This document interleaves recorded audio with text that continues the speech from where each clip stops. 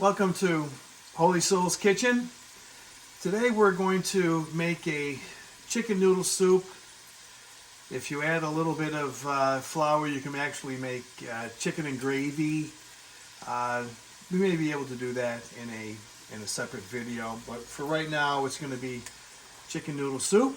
And I'd just like to show everybody my shirt here that the woman made. So Holy Soul's Kitchen. So we're selling them at $150 a piece. I'm just joking. I just wanted everybody to note that. So essentially what we have here is we have our standard meal pois, right?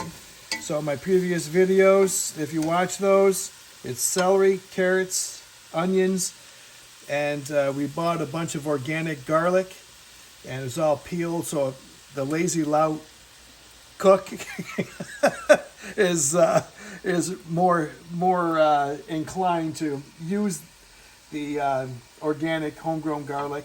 And we're going to have a video actually of the woman making 3 different kinds of garlic, so to speak.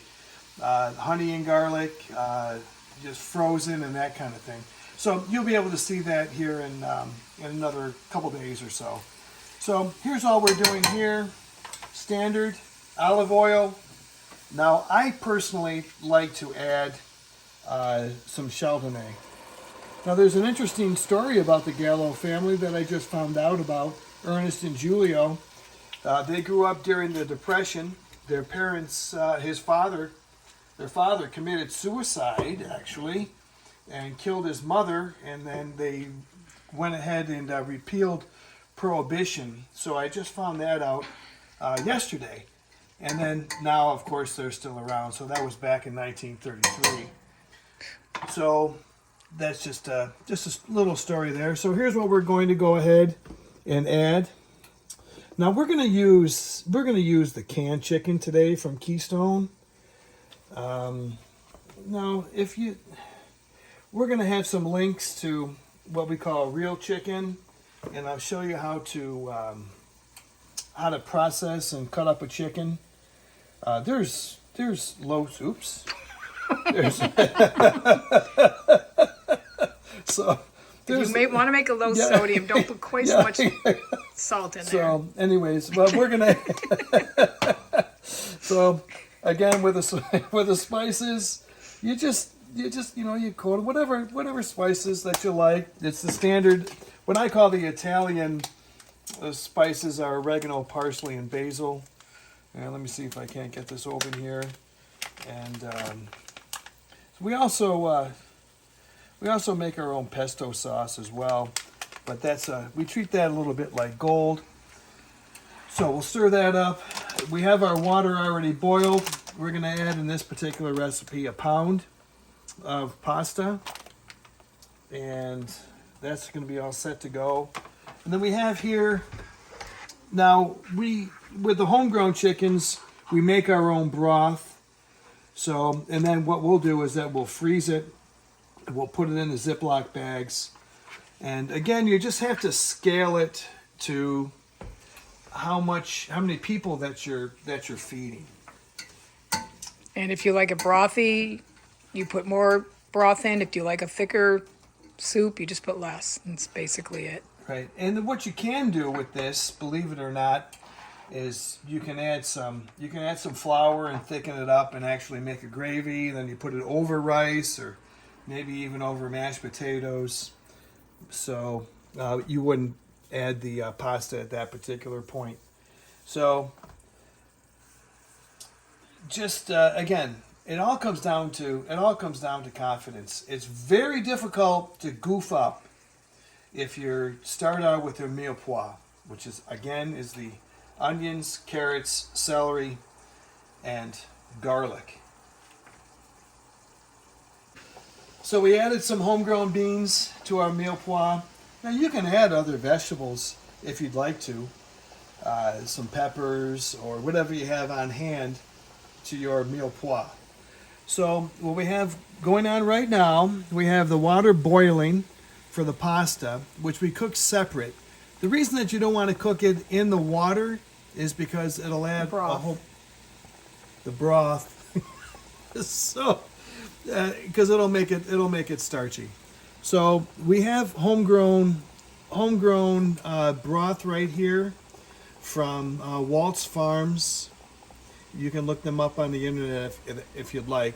So these are homegrown chickens. So right now for this particular recipe, we're going to go ahead and add 2 quarts of broth to our mirepoix and beans. And all you have to do is cook it. It depends on how brothy you like your soup. And so I'm going to turn it up a little bit right here. We can make a video. We can make a video as far as how to make broth, cooking down the chicken bones. And now an interesting thing with the pressure cooker, they had to get protein. That was developed during the French Revolution, I think in the 18th century. And in order to, because they didn't have a whole lot to eat, they had to extract the protein from the bones, and that's where the pressure cooker came into existence, in order to extract that protein, because that's about what all they had to eat.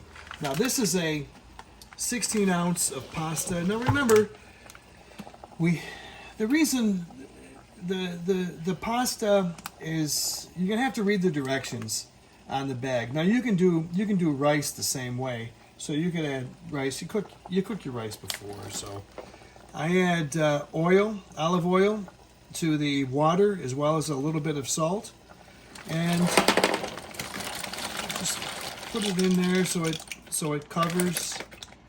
And if you have extra pasta, you can go ahead and put it in the fridge and freeze it. I don't know, I think I'm gonna add a little bit more. Yeah, let's add the whole thing. So you can, and then you just let it boil. Follow the directions on the package, and you'll be just fine. So here we let this cook for a little bit. Everything's already cooked, and in this particular recipe, we may not want to add any salt. No, but I think we're good with the salt. So, and then what we're going to do is we're going to let that cook for a little bit, and then in this case, we're going to add some Keystone meat.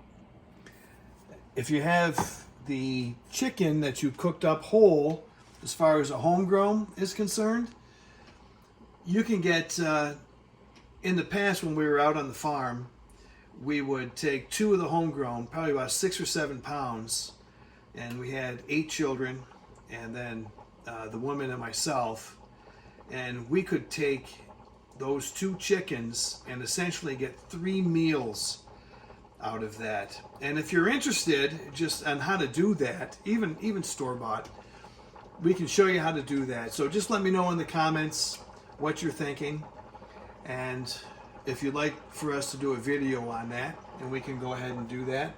I think you need to stir your pasta. It's making noises. Yeah. The reason for the oil is you don't want to have your pasta stick. But the best way to do that is to follow the directions. And the reason that for this recipe, for the Keystone chicken, it kind of comes out like tuna, but so that's why you add it right before you add it just to warm it up, because it's already, and you don't it's be already careful cooked. stirring and it, because it'll fall apart. You don't want to add raw chicken to your soup. You have to cook it before, because you don't really know what's going to happen as far as raw chicken is concerned. And maybe we'll do a video on exactly how chicken gets processed, but we'll see that. You can make some comments on that if you'd like to. But please like, share, subscribe. All right, so we got everything prepared. We have the pasta is ready to go. Now, one of the things that you can do if you're not interested in the pasta portion of it, is the woman's cooking up some quinoa, and I separated it out here in a separate bowl. Now that's up to you. If you want to add quinoa to the whole thing, you would go ahead and just substitute the pasta. A lot of folks may not necessarily want it due to the carbs, or for whatever reason that you wouldn't want to eat pasta. If you can't have gluten. Yeah, no, that's a good reason. Now the woman has explained to us what the scoop is as far as gluten-free. I know you It's don't just like a that particular term. Gluten-free is saying? fine. You just can't call somebody gluten-free. You can't say this person is gluten-free. No, they're not. They might have wheat in their body. That's not what it means, that they don't eat gluten, but they're not gluten-free. They eat things that don't have gluten in them. So that's the correct way to say it. So, Okay. I'm doing the quinoa because I don't want the wheat, and I think I don't know if it has less carbs. I'm not sure, but it's mainly for the wheat. That's what right. you're saying? Yes. Okay. For me personally, yes. You personally? And you can use Okay. rice also. It's an alternative for no pasta. All right. I know it's not good for Italian to say they don't want pasta, but Now, speaking of Italians and pasta, and Joe, I know that you'll appreciate that from Albuquerque. I personally like my pasta chewy. There are a lot of Italians, as you know. We're from Rochester, New York. I like it chewy. The woman, she likes it cooked. It's just maybe it's just a French. yes, I do or like something. things cooked. That's Yeah. all that's a fault of mine. Yeah. So we're gonna go ahead and let me see if we can get the. Now you're just gonna have to. Don't put too much in. Just put a little in, stir it, and check your mouth because Okay. it will absorb. It will absorb. Well, when it's cooked, it's not going to absorb too much. No, I'm just saying that it still will absorb when you put that in there, the liquid. Okay. So, and just put as much as you want in. If you don't want a lot of, I think that's probably good. You thinking that's good? Yeah, you're making a soup, not a stew. Okay. Oh But yeah, that's you the put other- as much as you want in there. It's up to you. Yeah, you can call it a stew. I usually get badgered by the woman there. That's not a stew. This So- isn't. It's still soup. So this is, I guess, by you put more definition, noodles this is in than still be a soup. stew. Yeah. Now, I mean, you can call it a stew if you want. I've done that before, but she yells at me. So I'm just to let you know, I'm an abused husband. And okay, so here's the chicken. This is a 28-ounce can. We generally do not use this, but for sake of for those folks who, want a quick and easy meal, this is about as easy as it gets. Or if you don't have fresh chicken available or Yeah, frozen. now fresh chicken may become in the future a little bit difficult to get. Stir it to see if we need any more in there. Yeah, all right. And just mix that around. It looks like, that's about all I have left. I'm thinking maybe the whole thing. What do you think, woman? I guess if you don't have anything else to do Yeah. with it, I guess. I'm just going to put the whole thing in. And now it's a stew. And now it's a stew. No, actually, you can add more. It's a very thick soup. You can add more. You can add more water or chicken stock if you want to. Let's just say that you eat this and you'll be set for the day, probably. I personally like it like this, where it's not as brothy. The woman, she does not. No. What? I like thick soup too. It's Jamie that likes brothy soup. Jamie is one of our daughters, so who has 5 children of her own over in Michigan. And as if you if you want to chop up the meat a little more too, break it apart. Since there's some big chunks in there, you can do that anytime. So Okay. here's your chicken noodle soup with veggies. Again, it's very simple. It's a mirepoix. We added some homegrown beans. You can add some canned beans, and then you add your spices to it, and you just either it's pasta or it's you can add Rice. the quinoa, rice, whatever Or fits don't into put your diet. anything else in there. You just eat it the way it is. You can do that Mm-hmm. too. Right, whatever it takes, and we can go from there. And we have our power lifter who just walked in the door. So, anyways, so please pray for the holy souls in purgatory. Today is the meditation on it is for the Holy Rosary. So second to the Mass, the Holy Rosary is the most powerful prayer that we can offer for the holy souls in purgatory and for those who are in their final agony. So again, that's our idea here, is to promote the holy souls in purgatory. So I ask you only just to please pray for them. So this is how it looks. This is the quinoa right here. This is for the woman. And here we have the pasta with the chicken right here. Now we can go ahead and add, this is grated parm. This is optional, but I think it makes it taste a lot better. So then you mix it up right here. Oop. Go like that. And there's what we have. So again, you can take this and you can freeze it or have it the next day, whatever you prefer. It freezes really well. And again, please pray for the holy souls in purgatory, and we'll see you next time.